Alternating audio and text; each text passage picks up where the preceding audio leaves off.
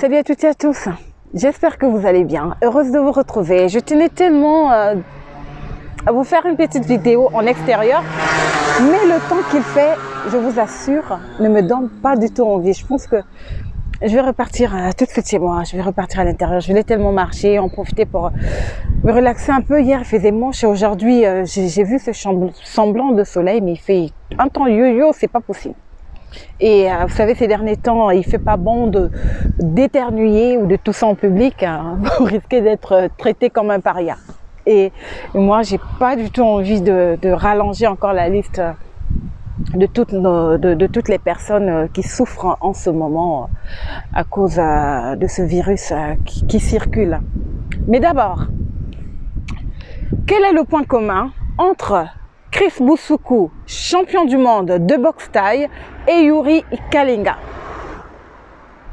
J'ai réussi à mettre dans la même phrase Yuri Kalinga et Chris Boussoukou.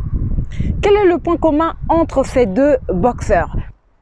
Voilà, je disais, chers amis, on peut commencer à discuter, causer avec vous, faire cette vidéo, continuer le temps que je marche, que j'arrive chez moi. Vous constatez certainement le changement de temps, ça se répercute sur la vidéo. Alors, l'un pratique la boxe thaï, l'autre la boxe anglaise. On revient tout de suite et on en parle avec amour. Vous direz, mais quel est le point commun entre ces deux? En 2014, Yuri Kalinga devenait pour la première fois champion du monde par intérim de boxe anglaise.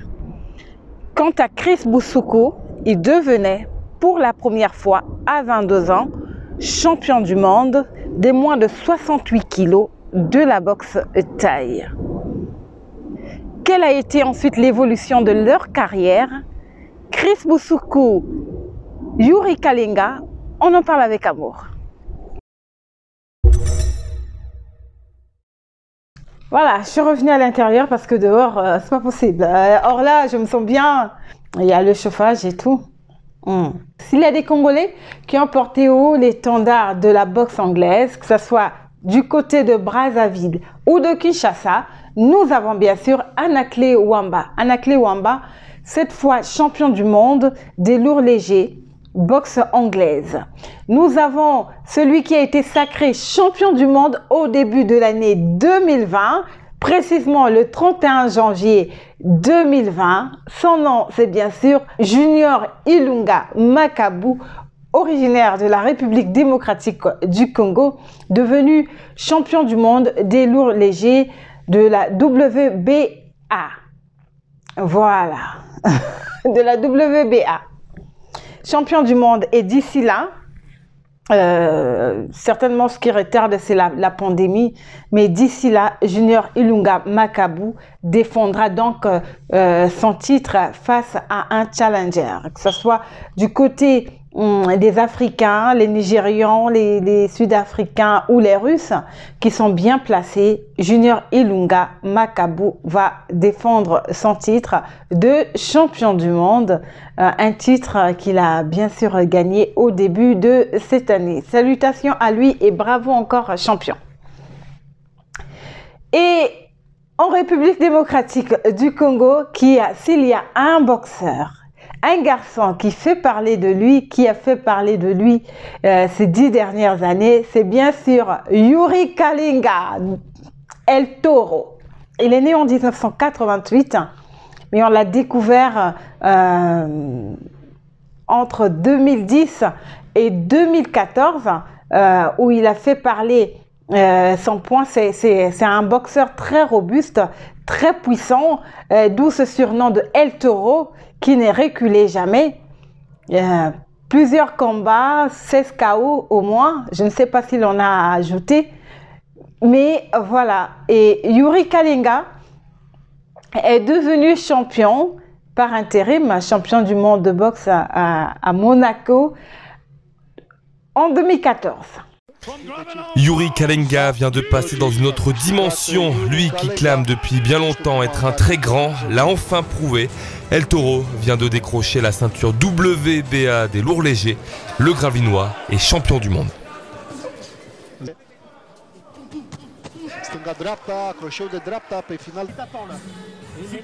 Samedi 21 juin à Monaco, il est venu à bout au point du Polonais Mateusz Masternak et ses 32 victoires en 33 combats. Yuri Kalenga est déclaré vainqueur par les arbitres à l'issue du combat et ses 12 rounds après un peu plus d'une heure d'un combat. Champion du monde par intérim, pourquoi? Parce que dans la catégorie, lourd léger toujours, le tenant du titre, quand le tenant du titre ne défend pas sa ceinture, les différents parmi les challengers, celui qui devient champion, tant qu'il n'a pas disputé son titre face au champion du monde, on l'appelle champion du monde par intérim. Et donc, Yuri Kalenga est devenu champion du monde de boxe par intérim en 2014. Et il n'a pas pu malheureusement défendre son titre pour être champion du monde à temps plein. Mais on aura l'occasion de le croiser, de discuter avec lui, Yuri Kalenga. On sait tous que c'est une grande gueule parce que ces dernières années, après ce sacre de cette ceinture de 2014, Yuri Kalenga s'est quelque peu perdu. Dans les réseaux sociaux, les gens l'ont découvert. Même ceux qui ne sont pas du milieu de la boxe, ceux qui ne sont pas du milieu du sport, ont découvert Yuri Kalenga en tant que grande gueule. On peut le voir dans l'un des clips du pasteur Moïse Mbilé qui a fait sensation. Le boxeur en action, c'est bien sûr Yuri Kalenga. Et de champion du monde de la boxe anglaise, Yuri Kalenga est devenu champion du monde, toutes catégories confondues des clashs. Champion congolais, toutes catégories confondues des provocations. On peut aussi le voir de temps en temps pousser un peu la chansonnette. Je ne me prononcerai pas sur ses talents de compositeur, d'auteur, compositeur, de chanteur ou d'interprète. Mais ceux qui le suivent sur les réseaux savent un peu de quoi je parle.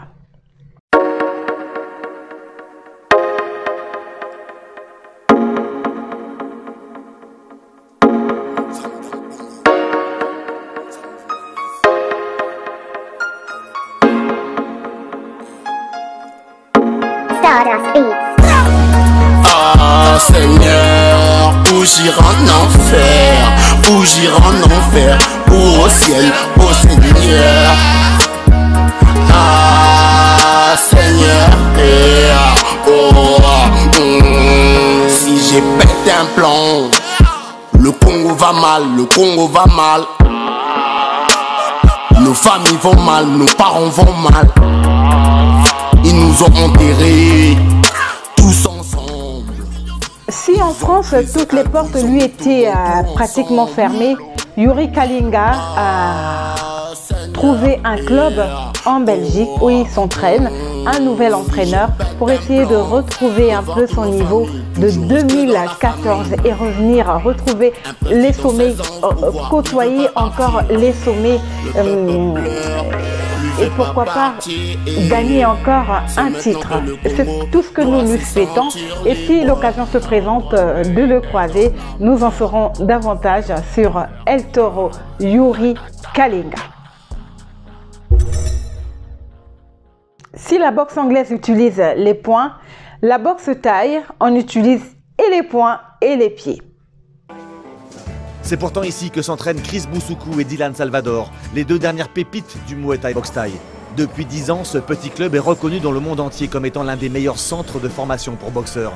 C'est ici, avant Chris et Dylan, que 10 champions par Nasser Kassem, éducateur devenu éleveur de champions. Plus j'ai l'esprit que chaque combattant du club transmet aux plus jeunes. Ici, on est un peu comme une famille. Genre, on a les grands frères et ils nous aident. C'est pour ça, on est là, on s'entraîne dur pour garder le club au sommet. Quand les grands ne seront pas là, bah nous, il faut qu'on le remonte encore plus haut. Dédié au départ pour l'entraînement des militaires ou des soldats thaïlandais, la boxe thaïlandaise a eu son essor, s'est répandue partout et est pratiquée dans le monde entier. Et en Europe, ce sport s'est beaucoup plus illustré, a fait des émules. Néderlande, voilà, la Hollande, Et ensuite la France, et le sport s'est répandu un peu partout. Et donc ce sport mobilise plusieurs membres du corps. Coup de pied, coup de poing, coup de coude, coup de genou sont utilisés. Voilà les parties. On a juste besoin d'un short, quelques cordes et des gants, bien sûr, pour se protéger. Et ce sport, le plus souvent, se pratique pieds nus et torse nu. Mais certains mettent un t-shirt. Né en République du Congo, fils d'un boxeur célèbre, Chris Boussoukou a commencé par la boxe anglaise avant de se tourner vers la boxe thaï. Chris Boussoukou, c'est bien sûr le champion du monde de la boxe thaï 2014, des moins de 68 kg, et 2015, des moins de 78 kg. Chris Boussoukou est né dans une famille, il a les gènes de champion puisqu'il est le fils de Didier Tyson Boussoukou, Tyson Yemei Mobali Ntembe. Après la vie, c'est la mort. Nous l'avons croisé à Lyon. Et par hasard, pendant que nous pensions qu'il se trouvait au Maroc, Chris nous a surpris, il nous a fait une très belle surprise sur un terrain, là où s'est joué un match de football. Et comme nous, il était là en spectateur et nous avons eu quelques moments, quelques temps d'échange avec lui. Suivez ce qu'il nous a dit. Salut champion. Bonjour. Comment te sens-tu? Je pensais que tu étais au Maroc. Oh bah ça va, je me sens bien là-bas. Je suis rentré il n'y a pas longtemps par rapport au confinement. Et là, je compte y aller dès que ça va ouvrir. Pour ceux qui ne te connaissent pas au Congo, tu peux te présenter en bref? Bah, je m'appelle Chris Boussoukou. Je suis 2 fois champion du monde. J'ai boxé un peu de partout. J'ai fait un peu de contrats avec des grandes organisations de boxe comme en Hollande, en Angleterre, en Suisse, en Thaïlande. Et voilà, je viens du Congo, de Pointe-Noire, je suis d'Indonésie. Oui, tu es le fils de Tyson, ancien champion de boxe. Alors, comment peux-tu nous expliquer? Ton père était champion de boxe anglaise et d'où est venue cette passion pour la boxe thaï? Bon, en fait, j'ai pas voulu me mettre dans le même chemin que lui parce que j'aurais toujours eu une comparaison. J'ai toujours eu une voiture comparée à mon père. Donc c'est pour ça que j'ai voulu choisir un autre sport où on utilise un peu tous les membres du corps. Et vu que voilà, vu qu'on a des bras, on a des jambes, je peux utiliser. Et donc c'est pour ça que je me suis mis dans la boxe thaï et ça m'a bien réussi.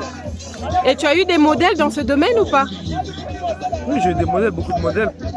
Comme ceux qui étaient avec moi dans ma salle de boxe, la salle de Saint-Fond. Il y avait beaucoup de champions du monde. Je prenais exemple sur eux, sur les Thaïlandais, sur les Hollandais, un peu sur tout. Et ça fait combien d'années que tu es passé pro? Ça fait 8 ans et demi, 9 ans. J'ai commencé à 17 ans. Au bout d'un an, j'étais professionnel. Au bout d'un an, j'étais professionnel. Et là, ça va faire 9 ans, 9 ans et demi, je suis professionnel. Et quelles sont tes prérogatives? Qu'est-ce que tu envisages? Tu es encore jeune. Il te reste encore plusieurs années de sport à faire. Qu'est-ce que tu envisages? Oui, c'est ça. Là, j'ai 27 ans. Et j'envisage peut-être de mettre en MMA. Je vais voir comment ça se passe. J'ai des rendez-vous avec certains clubs, ici comme aux États-Unis.